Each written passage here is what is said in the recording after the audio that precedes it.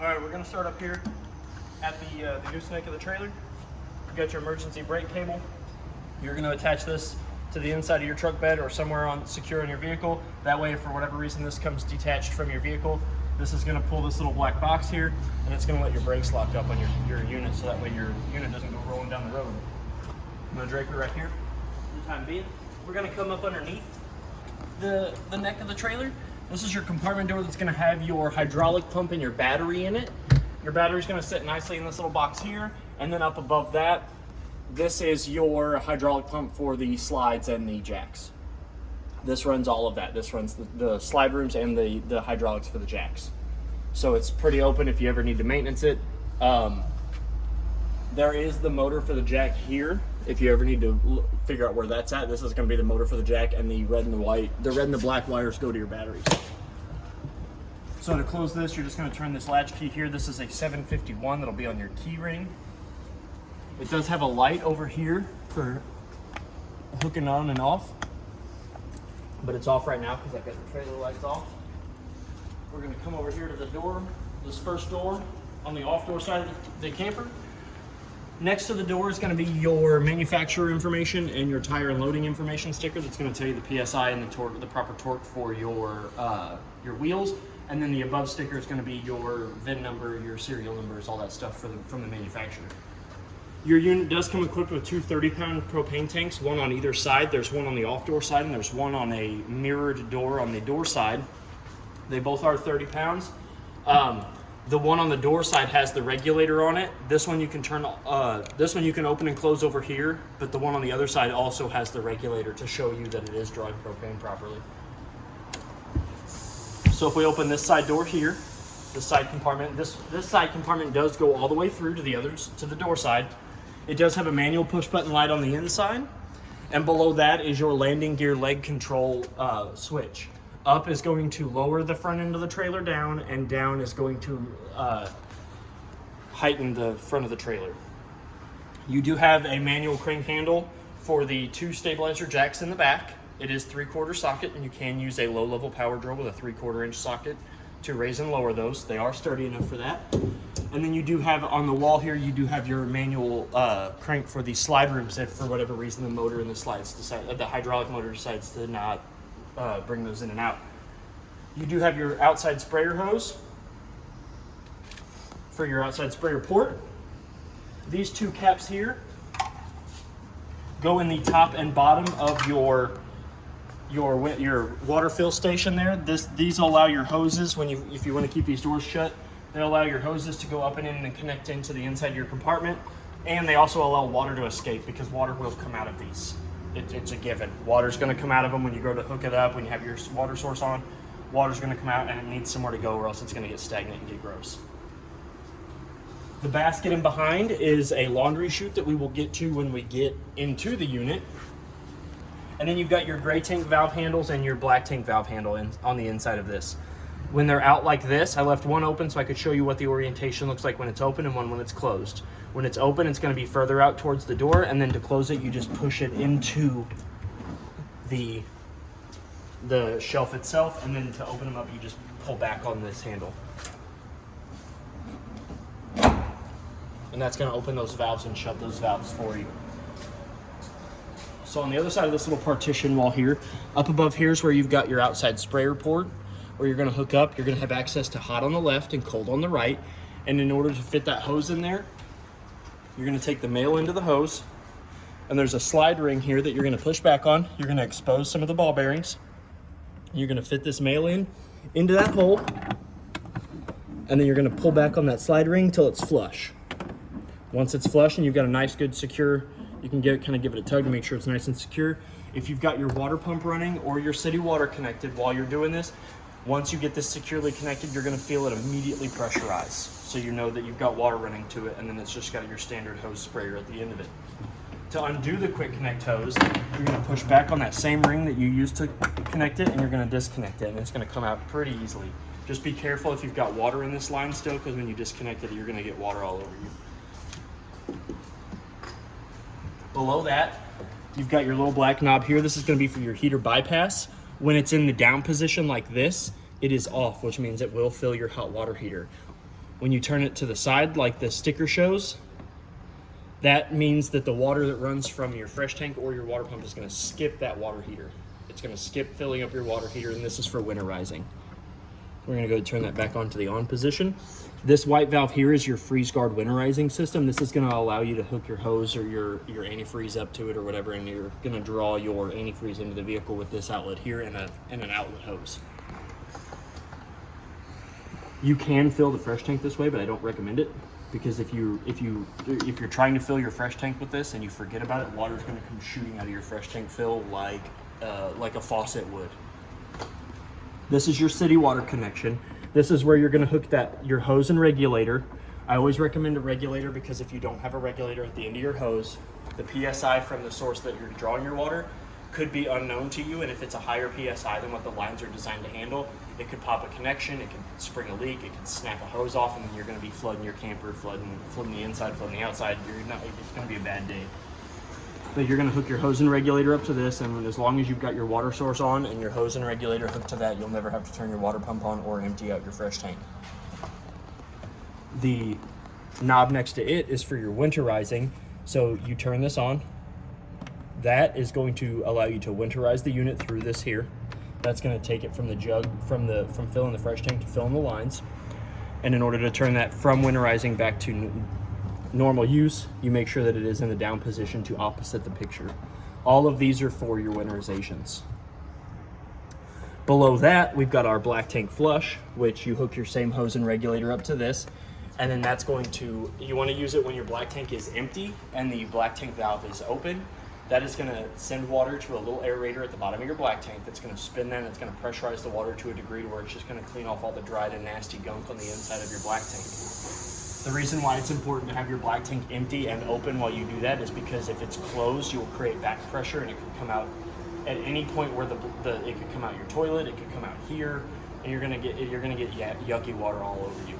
The reason why it's important to have the black tank empty is kind of the same reason. If you run it while it's open or when it's full, that dirty water is going to spin up, because it does create enough pressure to send the water back up, and it could go up through your lines and cause a bad day, or spring a leak somewhere, cause pressure to build up somewhere where it's not supposed to, and cause a gas bubble or an air bubble, and end up rupturing one of your lines or your tank. On the side of the partition wall here, this is where you're going to hook up the park provided cable or satellite coaxial. If the park is providing that, you'll take your coaxial and you'll apply it to their outlet, and then you'll run it to this outlet, and then you'll be able to access that provided service to the inside of your unit. The panel below us is your battery disconnect. If it's in the on position, you're going to be drawing power from the battery as long as it's in the on position. This is mainly used for when you're storing your camper, so you can go ahead and if you're going to store it for the winter or you're not going to use it for a while, you can go ahead and turn this to the off position, and that cuts off the power from the unit drawing from the battery, so it preserves the life of your battery. And then here is your low water drain points. These are the two lowest points in your unit. You can open these up. These are for using for winterizing and de-winterizing the unit. Those are going to allow you to get all the antifreeze out of your lines. They are the two lowest points. They're fed by gravity, so they're going to be the two lowest points in your unit, so all the water can leave the lines before you winterize it and when you de-winterize it. This door here, you want to make sure that this door shuts first, this door opens first. They do have a little lip that'll keep them from closing properly if you don't do it that way. And then they do also lock with that same 751 key, along with the same way with these. These don't lock, but they do turn with the same kind of latch that all the rest of your side compartment doors have. This is your hot water heater compartment. We're going to open it up here. I'm going to take this panel off. You do have your pressure release valve at the top. This is what you're going to use to see if you've got water in your hot water tank before you decide to light it, which is a very important step in the process. Then you've got your circuit reset button there in case things aren't, in case it's not lighting, in case it's not working properly. You can hit this button here and it'll reset the circuit. You've got your electric start button on down here at the bottom.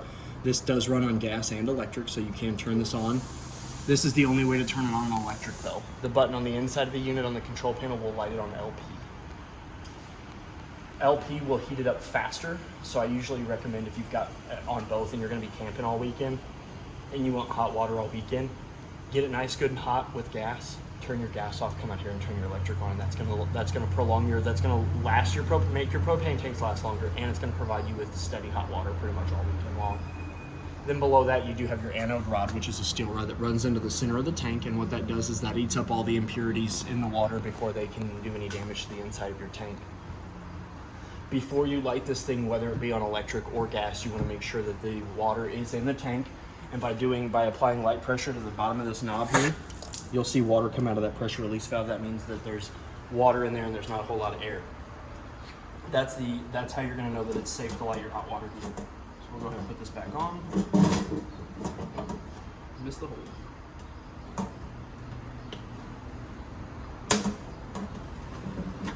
It does close with a simple spring latch. This is a compartment door that I think they added on after they bought it, but this is where your sewer hoses are going to be. You do have 2 included sewer hoses, so that way if your dump station's a little bit further away from your unit, you do have 2 in there that can interlock, and then they connect to your sewer drain valves down here at the bottom, and you can empty them out in the proper dump station. While we're down here, this is your sewer outlet. You're going to take the hose that's provided to you in here, you're going to attach it and you're going to spin it, and then you're going to run the other end to your dump station, and it should lock on the dump station. And then this handle here, we went over the gray and the black. This valve handle here is going to be for your galley tank. This is going to be for your kitchen sink. This is what's going to drain out of your galley tank. So they all 3 drain out of this hose here. You do have a cap that will sit just like your sewer hose will. It'll sit and it'll spin around and lock into place.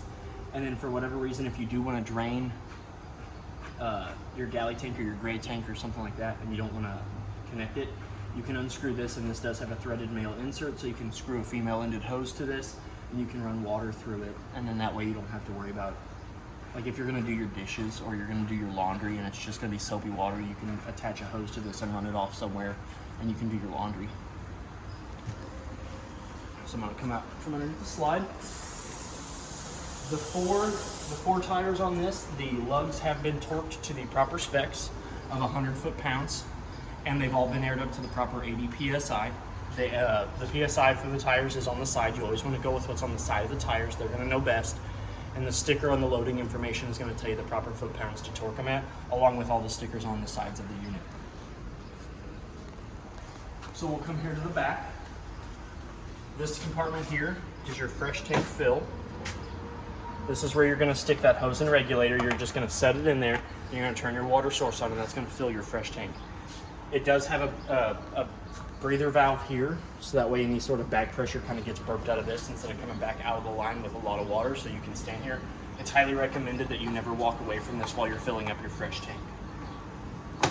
If you've got 2 people, that's kind of ideal. You can have somebody watching the fresh tank monitor, and then you can have somebody standing out here, because if you fill this up too much, you do have a breather port on the bottom that's going to let the air escape as water's filling your fresh tank, and that's kind of a good indicator, but you never want to use that as a gauge to tell you how much fresh water you have in your tank. You do have a 50 amp power cord here, 50 amp 36 foot, that does plug into the outlet, and then to unplug it from the unit, you give it a turn and you pull out, and then to put it back in the outlet, you push it in. There'll be a silver ball bearing that lines up with a little groove on the inside of the outlet. You'll push that ball bearing into that groove, and then you'll give it a quarter turn clockwise. When you don't have the short cord plugged in, it's highly recommended that you do lower this lid. When it is not plugged in and there's nothing there, and you have this open, water, dirt, debris can get on those connection ports, and they can cause a loose connection. They can cause a short circuit somewhere. They can cause power load, and you just want to make sure that this is closed, so that way you don't have to worry about anything happening to your outlet. You do have a lighted license plate bracket that once you're connected to the vehicle, that will illuminate, and then that way people can see your license plate in the dark. You do have a roof access ladder that does have ample room for you to get up there, so you're not having to use a ladder to get on the ladder. We're gonna talk about your stabilizer jacks on this side. You do have 2 in the back. There's one on this side and then there's one on the other side. They can be used with a 3/4 inch socket and a low level power drill to lower and raise these up, or you can use the manual crank handle provided. These are not for lifting and leveling the unit. These are for stabilizing it only. You do not want to use these to lift the back side of your unit off the ground. A lot of people think that they are for lifting and leveling. They call them lifters, they call them levelers. No, they're just stabilizers. They're just to keep this thing from kind of rocking around when you're walking around in it. Up underneath the unit, you do have a spare tire that has also been checked. The PSI is also at the proper PSI as per the side of the tire, at that 80 PSI. like I said, you always want to go off of the side of the tire. So we're going to come around here to the slide. These are the vents that are going to be on the back side of your refrigerator to kind of help cool that down. And then this is your stove vent for your vent when you're cooking and you got some like boiling water or some steam coming out or some smoke. It's got two little plastic fins that will fold down over the door when you're in travel position. These are to keep this flap from blowing open when you're driving down the road, because the only thing that's holding this little plastic sheet on there is two little pins. And if a strong gust of wind comes in there, that can knock that out. And then you've got an open hole to the inside back behind your stove and your oven. But when you're going to use it, you want to make sure that those little flaps are open, because once that fan's on, this will freely open and close. Because it'll blow enough air out here where this will flap open when you need it to. Again, your lugs and your tires on this side have also been torqued to the 100 foot-pounds, and the 80 psi has been checked on them. These are your entry steps, your collapsible handle, which when you're in the travel position can go this way or this way, preference. You do have your furnace vent here. Does have a mud dabber screen on it, we left that on there. If you have small children or you've got kids or pets or something that are going to be outside playing while you're running the furnace, just tell them to stay away from this, because this does get hot enough to curl the hair on your arms. Up above that, you do have a 110 outlet that's protected by the GFCI circuit. Any of your outlets that are going to be around water or heat source are going to be the GFCI protected, so that way nothing happens to them when they're around that. This is the other side of that side compartment that we talked about. To keep these open, all three of those doors do have these little latch clips that you can pull open while you're opening the door, and then you can set them in there. Like I said, there's your laundry basket. There's a better view of your laundry basket. You do have a vent louver there to kind of let airflow come into here, so that way you're not getting like a musty smell. This is where you're going to store your wet stuff. And it's heated, yeah, which is nice. And you do have another light on this side, so that way you're never in the dark when you're trying to fish around in here. We're going to lower this back down. This also closes with one turn latch, and then also that 751 lock key. And then on this side, like I said earlier, this is where your other propane tank's at, along with the regulator for your unit. Both bottles have been filled, and they are filled except for what I used to run the furnace, the hot water heater. So they're still fairly filled. And then now we're going to go on the inside of the unit. So what I like to do to show the way the entry steps work is I like to say we just showed up to the campsite. So I'm going to put the stairs up, and then I'm going to show you how to retract them. So to put them up, you're going to fold the bottom step up into the middle step. You're going to take the middle step, and you're going to just lift up on it. And they're going to seat nicely and flush inside their house here. And say we just got to the campsite. So I'm going to open the door. I'm going to say, okay, I'm going to go inside the camper now. So I'm going to grab a hold of the handle on the middle step. I'm going to pull it down, and I'm going to take the top step and I'm going to flip it down. And then now you've got your stairs out so we can enter the unit. And you can always make sure that the handle's out too, so that way you have safe and easy access to get into the unit. So now that we're into the unit, one of the three main safety features is a fire extinguisher there on the inside of the door threshold, so that way in case of emergency, no matter where you're at, you have ease of access to it. You do have a nice wooden handle here on the door. I like this camper because a lot of the furnishing in it is real wood, so it's not, I mean, it's sturdy. And then once we come down here on this side, you've got your fuse panel up here, which this is kind of hard to get into, but you pop this door open and that's going to be your fuses. And on the inside of the lid, they are all labeled. They're going to go this direction. So all of these here line up with all of these here. And this just sits with 3 teeth into 3 holes, and it just pops into place. And then the one down here is your circuit breaker. This one's also hard to get into. And it is labeled up underneath of the see-through panel that you pull away. And they're all right here. And then it also has the 3 teeth and the 2 push tabs that lock it back into place.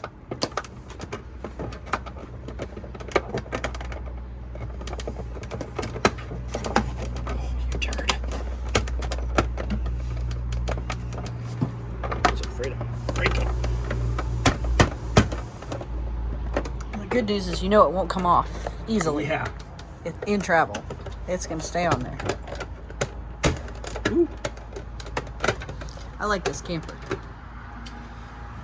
Beside that, you have your Intervac vacuum system, you're gonna hook the hose into here, and you can hit this button on, and then you can use the vacuum that's built in. All of the vacuum attachments and wands and hoses are gonna be in this top cabinet up here in a black net bag.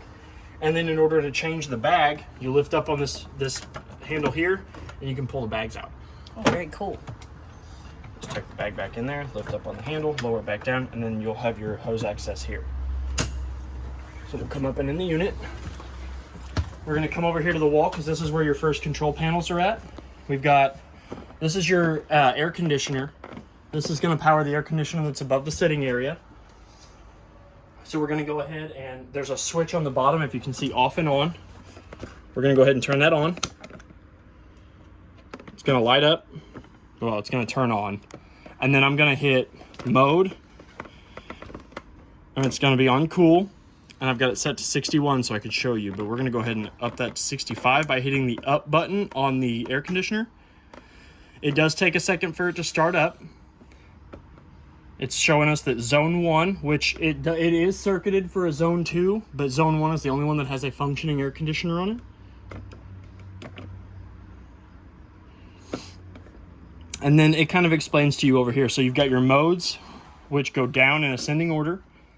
Then you've got your fan control. Then you've got your increase in temperature, your decrease in temperature, and then you've got your zones, which are 1 and 2, but 1 is the only one with a functioning air conditioner. Once you've got that set, it's going to take a second for it to kick on. So I recommend that you turn that on as soon as you get in the unit. But as you saw, I pressed the mode button and it went through cool to furnace to off and then to fan only. So we're going to go back to cool. We're going to set it down and then we're going to let that turn on so that way when we're walking around here it gets nice and cool. So below that is the Montana control panel. This is your fantastic vent control. You've got auto, manual, and off. So if I turn this on, you're going to see that it is on auto.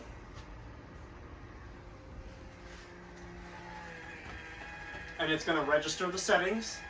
It takes a brief second to register the settings, but then once you have them set to your liking, it's going to turn on.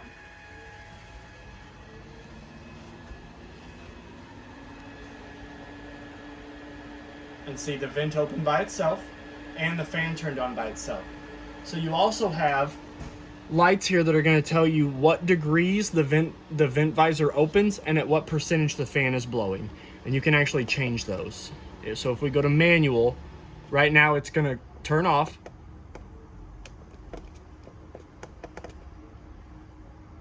That's going to be to where you can open that visor by itself and turn the fan on by itself.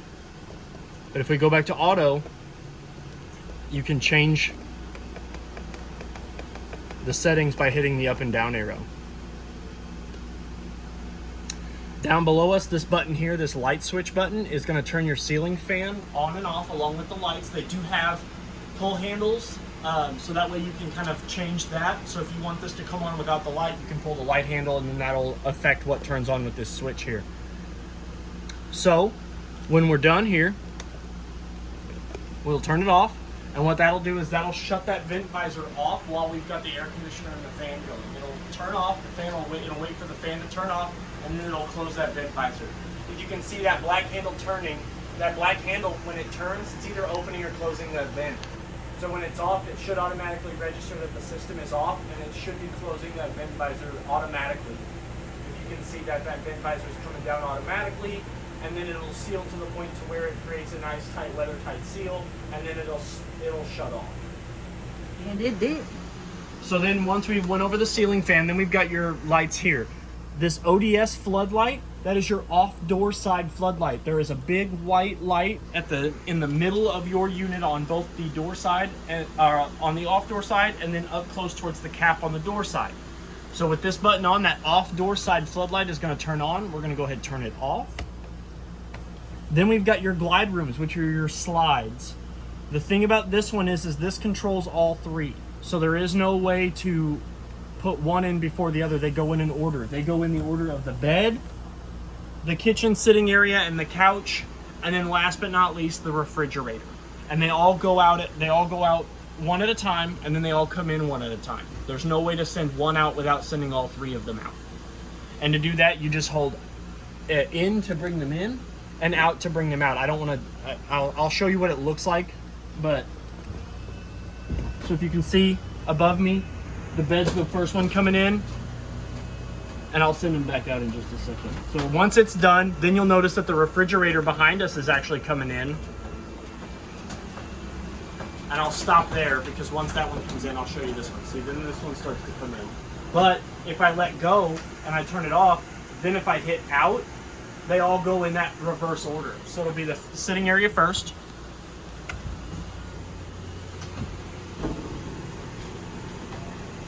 Oh, nope, I was wrong. It's the same order that they come in. It's bed first, then refrigerator, then sitting area.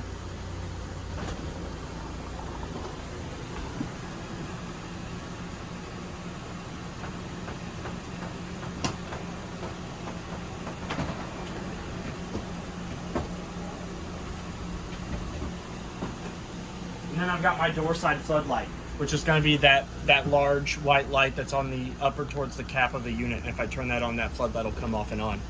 Then I've got my ceiling light button, which will turn on all the ceiling lights on the interior of the unit. And they are all manual. You can turn them off individually if you wish, but in order for them to be connected to this switch, they all need to be in the on position. Once they're in the on position, they are all on this circuit, and you can turn them all on and off with this switch here. Only these ceiling lights are connected to this circuit. No other light will come on as long as they're on. All right, so now we're going to come to the awning. So the switch is pretty self-explanatory. You've got in and up. So if you're going to try to bring your awning in, you're going to hold the up button until the two arms become flush with the side of the unit. And to bring the awning out, you're going to hold the down button, which is the out button. Down and out. So when the awning is out, you want to make sure that the skirt that hangs down from the bottom of the tube is at the bottom, and that the skirt is laying flush, and that the top of the canvas that's going into the tube of your awning is at the top. The line where it goes into the tube itself that rolls out is at the top. That's going to give you your optimum slack in the top of your awning, and it's going to create a nice, that skirt's going to create you a nice like protectorant from the weather and the shade and stuff like that. There are 2 pinch points when your awning arms come all the way out. There are 2 pinch points on either side of the bottommost arm of your awning. So you've got the arm that the tube is connected to, and you've got the frame at the wall. You've got an arm for a support, and you've got a bottom arm. That actually has a pivot point on both arms, to where you can pull those down and manipulate those to create a steeper pitch on your awning. So if you want the water to go off the back side of the unit, you pull that one down and leave the other one flush, and that'll create a steeper awning for the water to run off the back. Or you can pop that other one up into the standard position and pull the other one down, and the water will run off the front of the unit. Depending on where you're parking is really how you want to address that. But if you manipulate both of them, that creates a steeper pitch on the awning itself, so that way the water will run down faster, and then that way you don't have to worry about collecting on the awning or anything like that, because it does kind of sit at kind of a slanted angle. So depending on how hard it rains, it does collect on those awnings, but just make sure that when you go to bring your awning back in, that those pivot points are pushed up back into the standard mandatory position. And if you're not using your awning, it is one of the most expensive repairs on a unit, so you want to make sure that if you're going to walk away from this unit while the awning is out, just bring your awning back in. It takes a few seconds for it to come in and come out.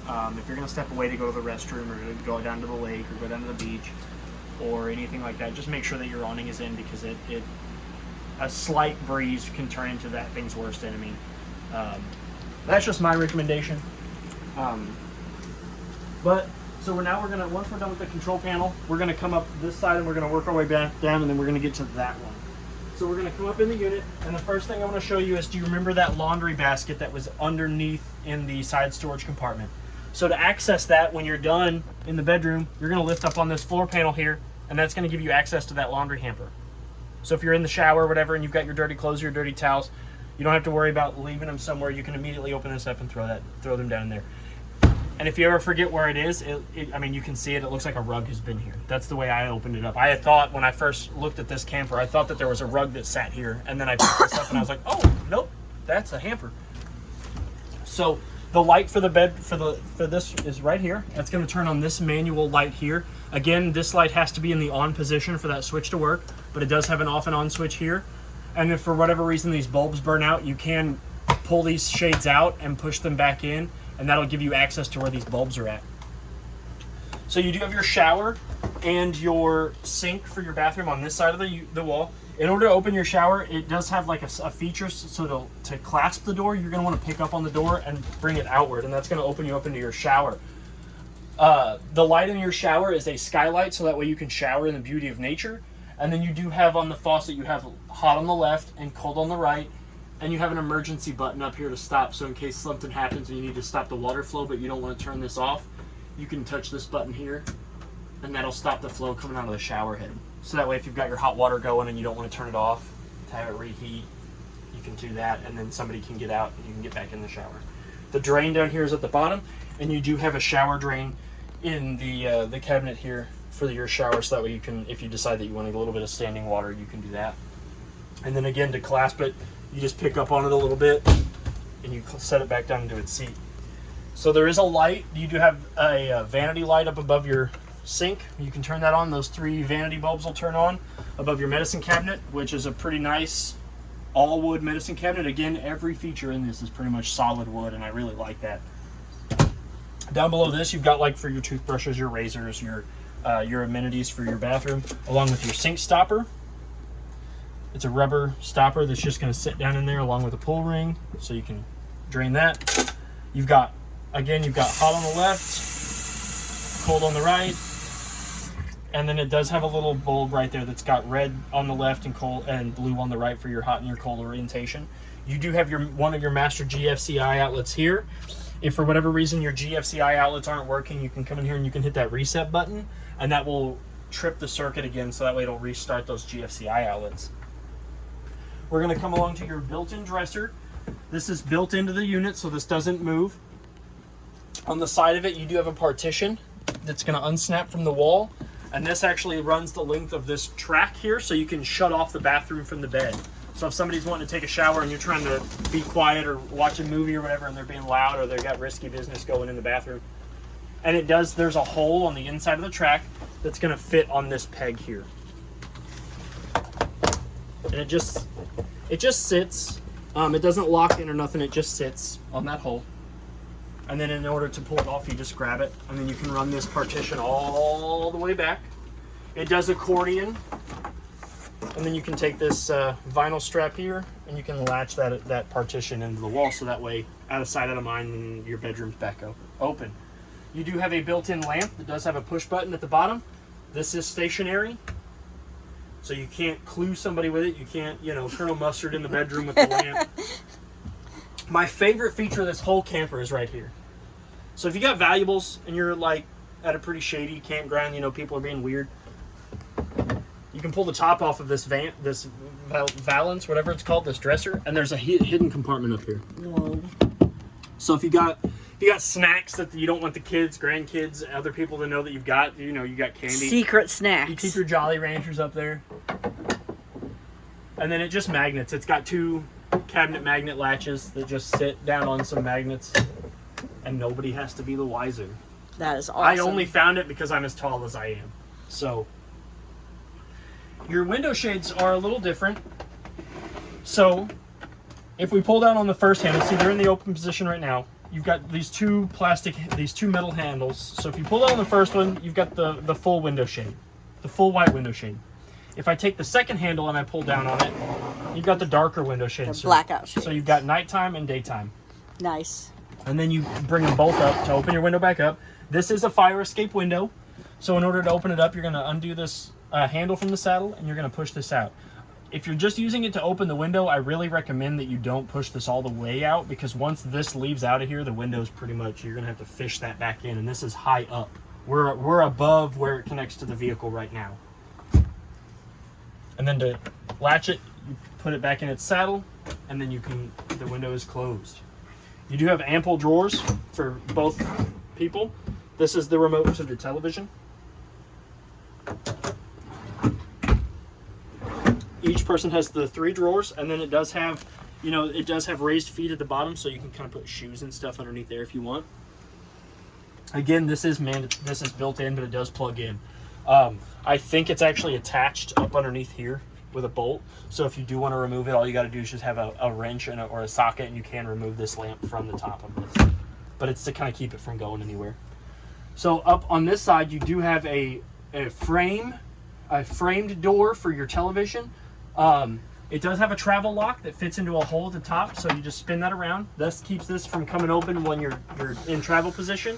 To unlock it, you just push up on the bottom of this bracket, spin it around, and if you're laying in bed and you want to watch a movie, this frame spins outward. Ooh. So that way you can lay in your nice big bed and you can watch your TV.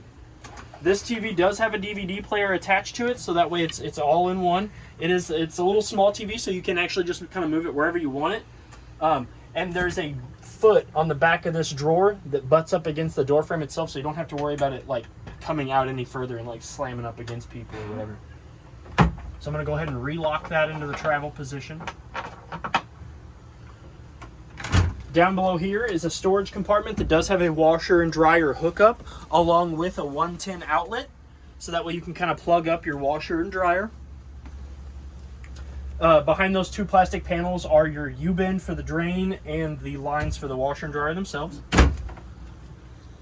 You have a nice, comfortable bed. It is. It almost feels like a Tempur-Pedic? Yeah. It kind of does. Tempur-Pedic or like a memory foam. Yeah. So it's really nice. Your closet has two glass sliding mirrors that open up into. That is a shoe rack. The shelf is kind of sat at a 45, so you can line your shoes up in it. It does have room back there for like storage bins or whatever. It's got rack up here for folded clothes. It does have a rod that runs the length of the entire closet, and it does have a 110 outlet in there for a stackable dryer. The latches to keep it does have a light over here, so that way you can kind of look in to see your closet. And then hidden up here is your antenna outlet. There is a hole that runs through the wall. That is for a 12 volt. That's your 12 volt outlet. It doesn't look like an outlet, but that is a 12 volt outlet. So if you have a 12 volt TV or you have a 12 volt radio or whatever you want to plug in, 12 volt basically just means like your cigarette outlet accessory in your vehicle. If you have an outlet like that at the end of one of your electronics, you can plug it into that. It does have an antenna booster button right here on the wall. So the way this works is this is your antenna booster. You're going to want this on in order to get channels to from your antenna. This is the outlet that your coaxial is going to hook up to if you want to get your antenna channels from your antenna. You're going to run it. There is a hole that runs from the side of this closet all the way over to your TV rack. If you can see my little finger poking out, wiggling around in there. Mm-hmm. That's where you're going to run your power cord from your TV and your coaxial cord to the back of your television, so that way you can get the antenna channels. If this light is on, you're only going to get basic antenna channels. When it is off, then you can get the provided cable and satellite from your campground or park that you're staying at. Light on for antenna, light off for cable and satellite. That's it. You can't have them both on. There is a 110 outlet next to that, so you can plug in your TV. And this runs the whole length of the closet. There are two latches on either side that'll keep the door shut while you're in travel position, and they are firm. So you're not going to break it. These are travel safety glass, but you're going to pull back on that to the degree of locking that door into place. And then to unlock them, you're going to pull back on this little plastic vinyl handle, and then you can turn that light off. So now, we're going to get to your television antenna itself. This is a manual antenna. When you have that button on and you want to draw channels, I can't do it in here because we have a ceiling that's going to hit it.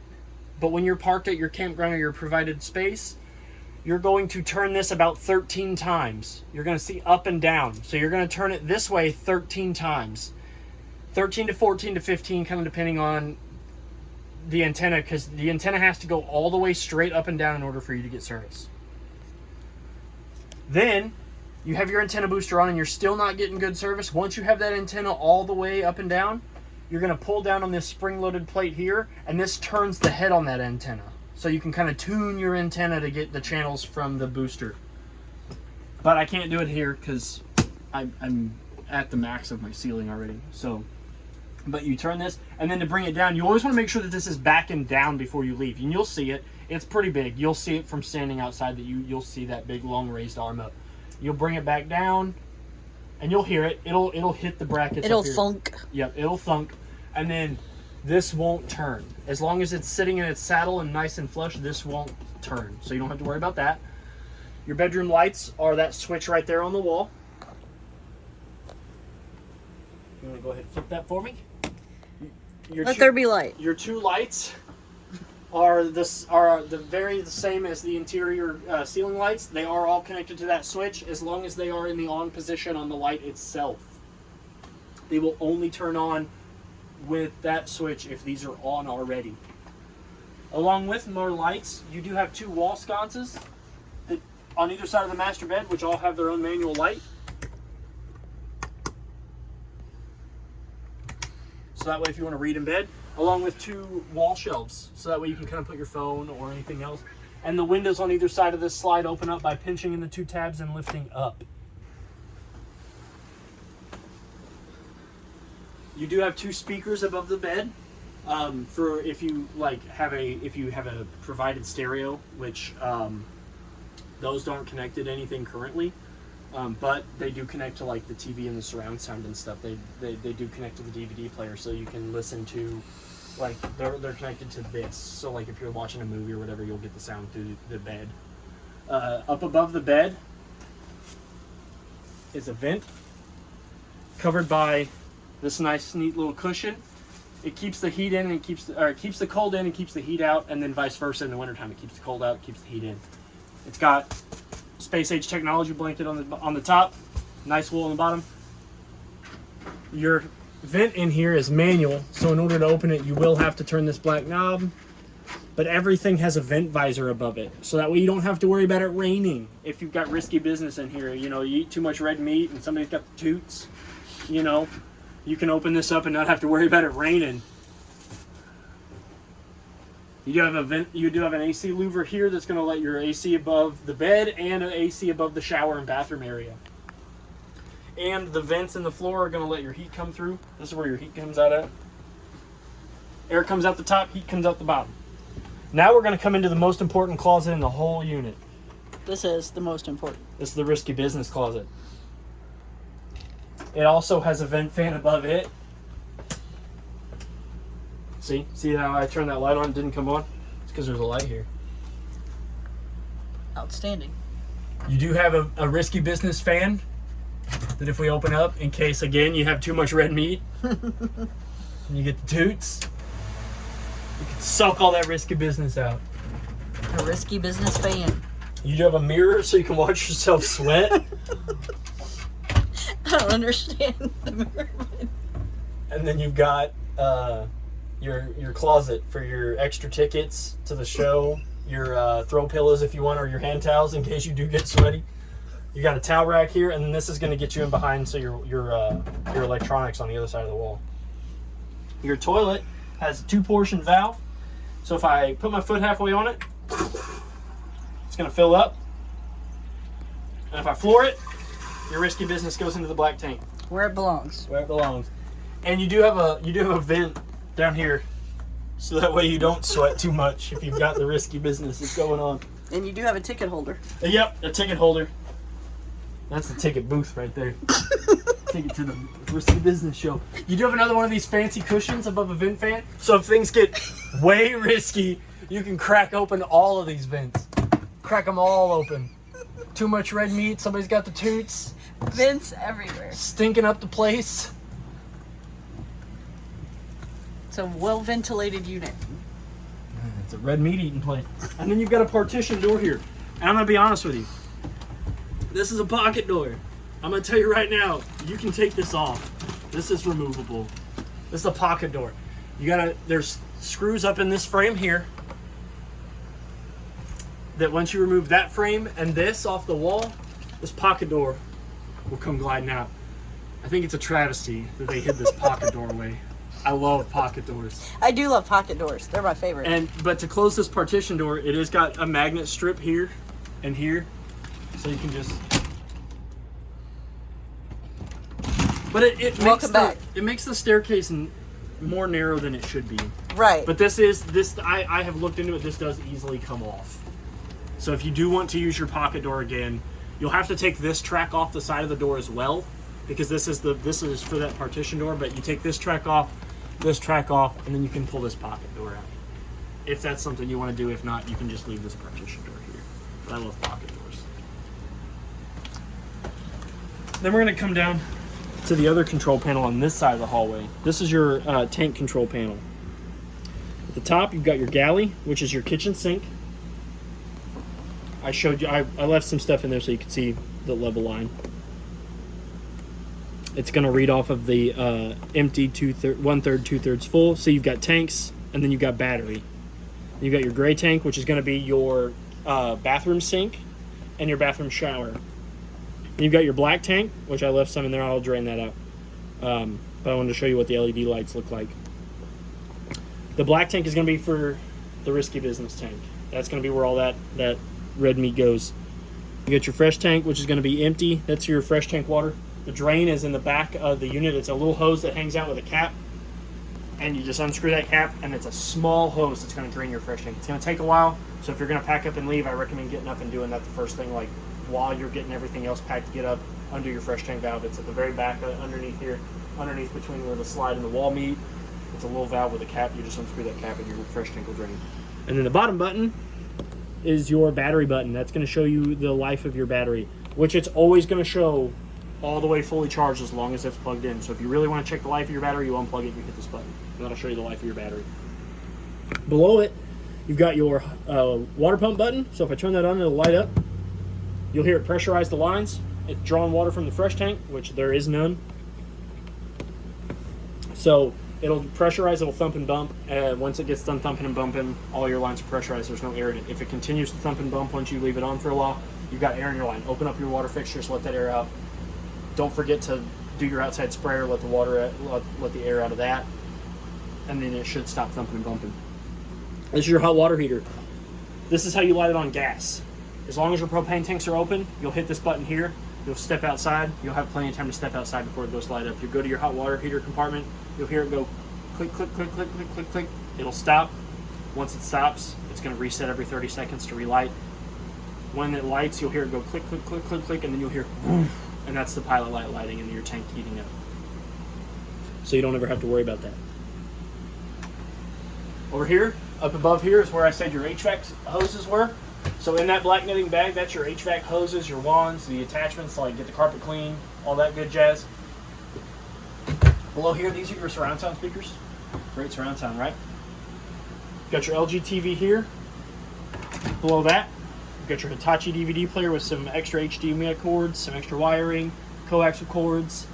You've got a dial-up connection port. I'm going to get on AOL.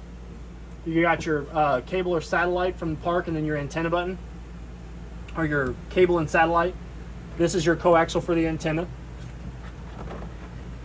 You've got a power strip back here that's got 6 110 outlets in it, built in, along with another 110 below it. You've got a remote for the television, a remote for the DVD player.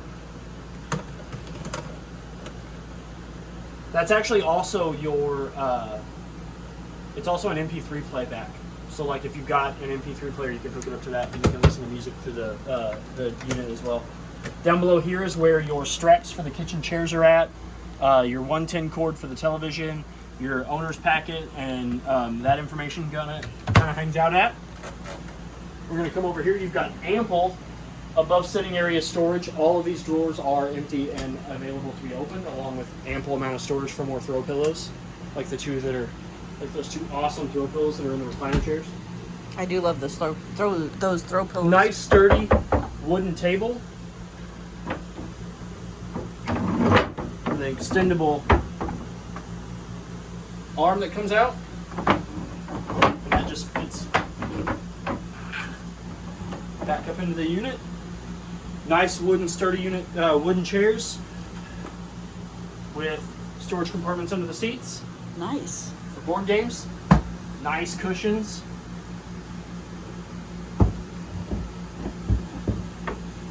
Windows on all sides of the slide. These open up with a pull latch. Those open up with only the bottom part opens up with that knob there. You'll twist that knob and that window will kick itself outward. All of the windows in here, except for that one, have the daytime shade, nighttime shade. This one has just that standard Auburn pull down shade. It's got handles on it, so that way you can grab a hold of those. And then to lift it up, you just kind of gingerly lift it up, and it'll stay where you put it.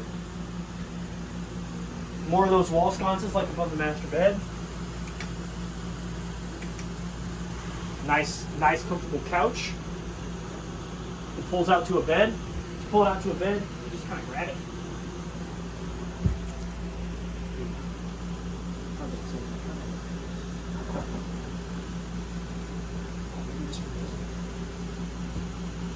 Oh, no, this one's just the storage.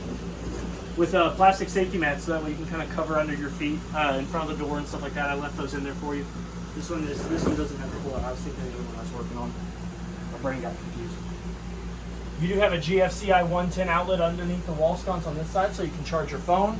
Again, ample storage above, and each one of these glass wall sconces has a manual button behind them. Very pretty. These are actual glass too, so just be careful.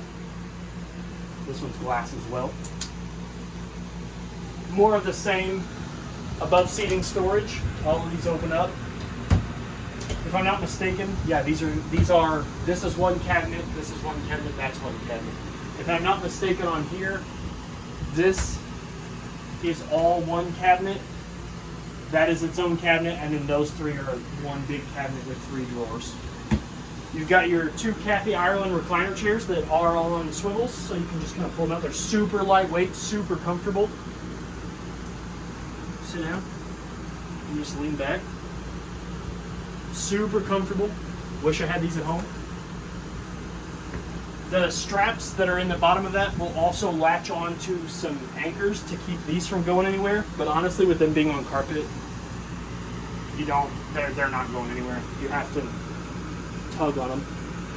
End table that's movable, pretty heavy. Again, all solid wood. I love that. 3 more windows with those nighttime, daytime shades, like we talked about. These windows are, again, the pinch style tabs. You pinch and you lift up. Another window that opens with a knob. Down there behind the chair, you turn that knob and that bottom portion of that window kicks out. Again, one of the large daytime, nighttime shades. More of those wall sconces. You do have 2 built-in speakers here that are going off the surround sound. Now we're going to come around to the last little bit. This is the kitchen area. You've got ample storage up here for dry goods, for pantry, cereal, bags of chips. They made it extra tall for like the big bags of cereal, big bags of chips. And here you've got pull-outs for snacks, and these come all the way out. They don't lock in or nothing, so you can kind of pull them out, load your snacks in, load them back in. You've got 4 of those. Below that, where your trash can goes, so you don't have to worry about making sure that that's hidden. This is your refrigerator. To turn it on, you're going to tap this button here. You're going to see the lights come on. Auto means it's going to be powered by the electricity as it's plugged in. Gas means it's going to run off gas. You can hit this button here to change that. You'll see that the AC kicked on. So it's on auto, which means it'll automatically kick onto the electric. If you hit this, it'll go to auto gas, which means that you can change it to where it automatically turns on with gas. If anything was to ever happen, this check light's going to come on. So if it's on and you unplug it, this is immediately going to trip because it's on auto. It's going to go ahead and switch to gas. This is your this is your temperature control. It's going to control both of these. So you can hit this button here and it'll cycle through. I like to set it on the highest one so that way when you're ready to pick this thing up, it's going to be cold for you. That way you can go ahead and load your snacks up in it. So we're going to go turn that back off. Above your stove, you have your standard glass top microwave. It's got the glass turntable, just like your standard microwave at home. You get your start stop, your quick start for 30 seconds. You got your timers, your different settings. Below that, you've got your vent and your light for your stovetop. Again, remember that this is going to vent out of that little vent on the outside of the slide. You've got your metal top stove protector. This will get hot, but you cannot cook on it. This is not a cooktop. So you accordion that in to create a backsplash. You've got your 3 burners. In order to light your burners, you're going to turn this knob here. So this knob's for that burner, this one's for this one, and this one is pretty self-explanatory. You go high light, pilot light on. Oh, that's for the oven. This one.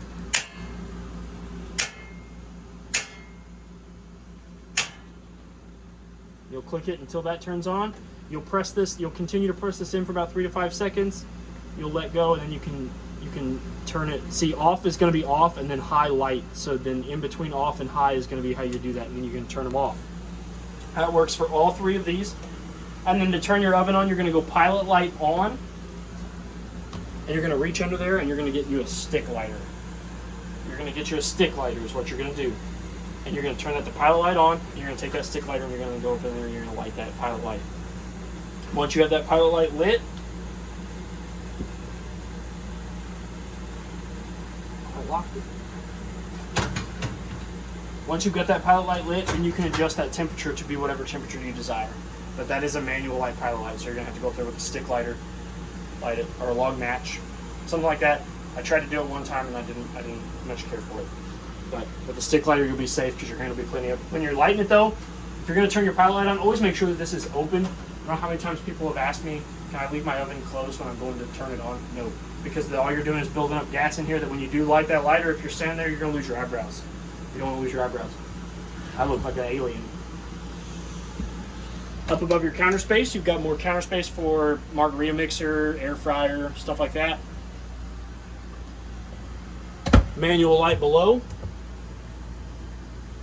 Another one of those Master 110 GFCI outlets. So that way, for whatever reason your GFCI outlets aren't working, you can hit that reset button. Standard mini blinds for the kitchen window, just like the ones you have in your house with the pivot rod. And then your pull strings here. It is locked into the wall with these 2 little clear brackets, so if you're going to try to pull these on, you're going to make sure that it is unlocked from those brackets. You've got your 4-drawer storage here. They're all about the same depth, same dimensions. You do have one underneath the oven as well.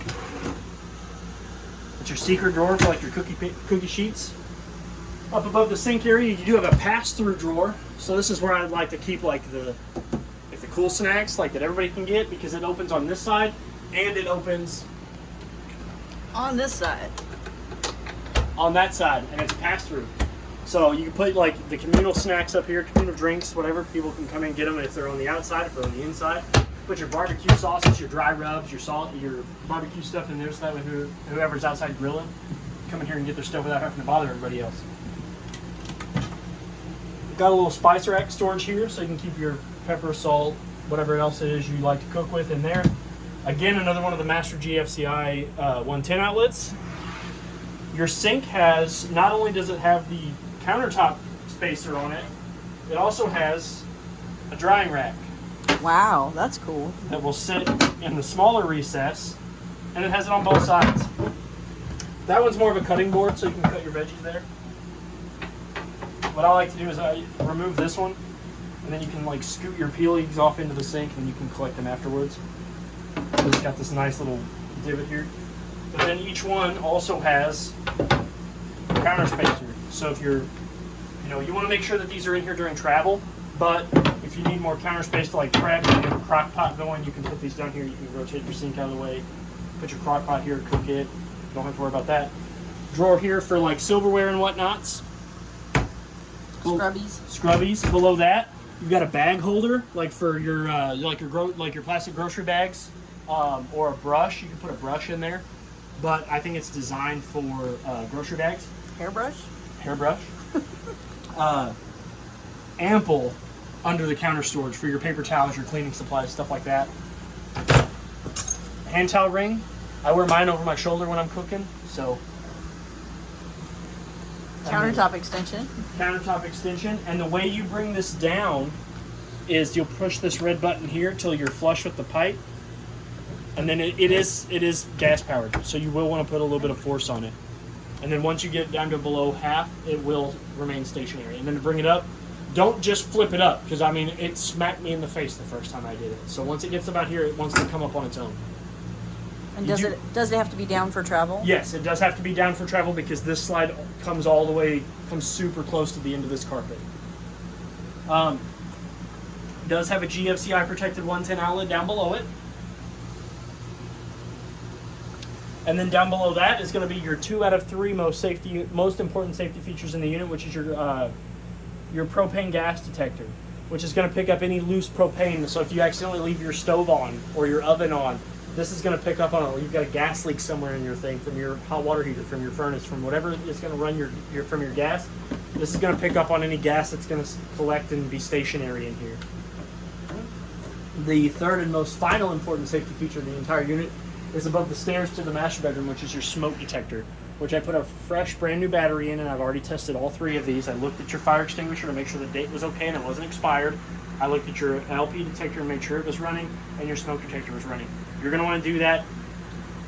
You should do it every 90 days, but I recommend every time you're going to use the camper, because you never know when an accident's going to happen. And you could say, oh, well, I checked that 90 days ago. And check it. I recommend checking it every time you're going to be using the camper. And if you're going to be staying in it for an extended period of time, every 3 weeks. It doesn't take that long. You hit that, you let it beep, solid green light. You come in here, you hit that, just like the smoke detectors in your house. You hit that button, it'll beep once. It'll tell you that it's working. And you just kind of glance at your fire extinguisher when you're using it. The last thing I want to go over is your air conditioning thing. This is your air conditioner. It is ran off of the thermostat on the wall. You can pull this down, pinch these 2 tabs inward, and this will swing down, and you can get your filter out of there. That filter is washable.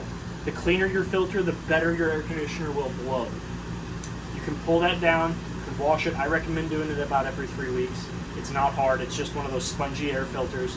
Run it under the sink, dry it, let it air dry, blow dry it. Don't get it super, super hot. Put it back up there. Your AC will thank you for it, and you'll thank your AC for it. And then you've got a valve that'll open up so that way you can get some airflow in the sitting area, and you can easily close it. And when you close that, it'll push more of that cold air through the louvers of your unit. I think that's pretty much everything. If you have any other questions or concerns, please reach out to me. My name is Trey. I'm here at Parkland RV, and I'll be happy to answer any of your questions for you. Thank you. Happy camping.